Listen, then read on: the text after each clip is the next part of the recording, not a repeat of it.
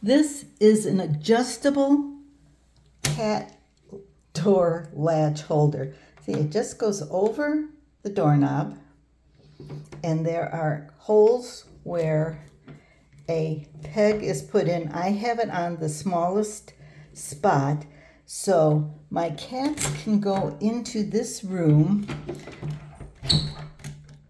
where they can go by their litter box and the dog can't. So here comes Barney. This is great. It cost me $9 on Amazon.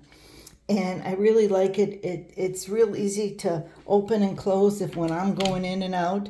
So it's just in this old farmhouse door, and the cats can use it. It works for my big dog. Chihuahua or any small thing would get through that because that is on the smallest spot. But you want them to stay away from things that are icky, like getting into the litter box. This works great. So $9, that's what it cost.